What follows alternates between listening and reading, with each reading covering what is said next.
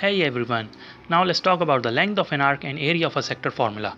हम लोग length of an arc और area of a sector दोनों formulas को ड्राइव करेंगे डिग्रीज और रेडियंस दोनों के लिए, लेकिन पहले हम लोग आर्क और सेक्टर को समझते हैं।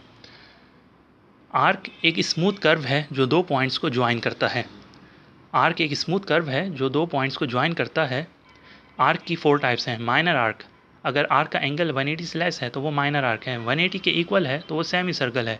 180 से ग्रेटर है और लेस देन 360 है तो वो मेजर आर्क है। अगर उसका एंगल 360 के इक्वल है तो वो फुल सर्कल है। ठीक है, यानी कि सेमी सर्कल और फुल सर्कल आर्क की एक टाइप है। आर्क एक बाउंड्री का नाम है और उस बाउंड्री के नीचे जो एरिया है उसे हम लोग सेक्टर बोलते हैं। उस कर्व के नीचे जो एरिया है उसे हम लोग सेक्टर बोलते हैं।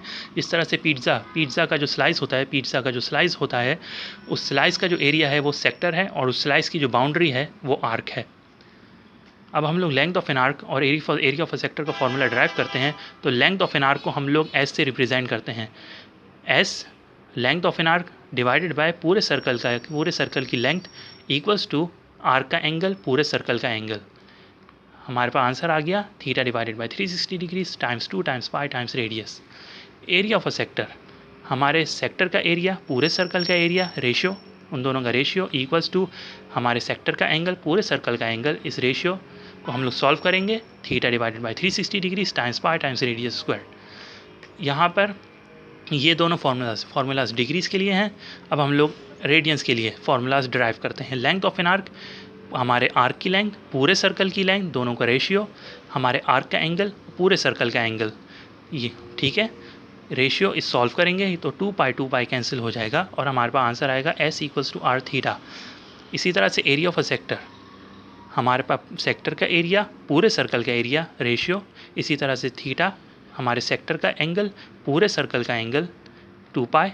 और जब हम लोग सॉल्व करेंगे तो यहाँ पर पाई और पाई कैंसिल हो जाएंगे और हमारे पास आंसर आएगा half times radius square times theta.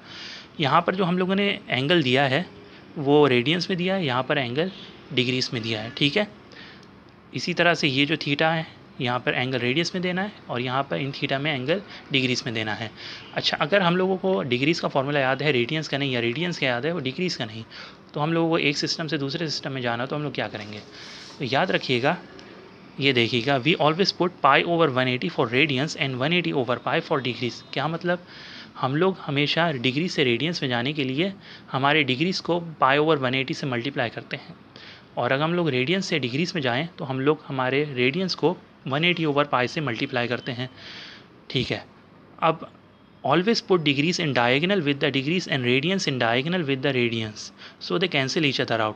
अगर हम लोग ये बात भूल जाएं कि पाई ओवर 180 यहाँ रखना है या फिर 180 ओवर पाई यहाँ रखना है, तो याद रखिएगा डिग्रीज़ को डिग्री से हमेशा डायगनली रखेंगे ताकि ये कैंसिल हो जाए और आंसर रेडियंस में आ जाए।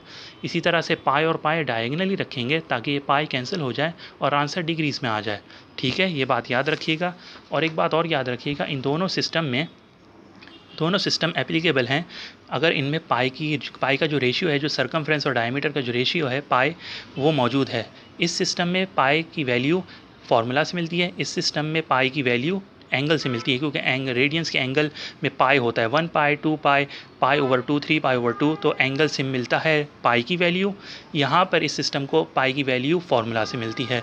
अगर पाई की वैल्यू मौजूद है तो ये दोनों सिस्टम एप्लीकेबल हैं, एलिजिबल हैं, अगर नहीं है तो दोनों सिस्टम बेकार हैं।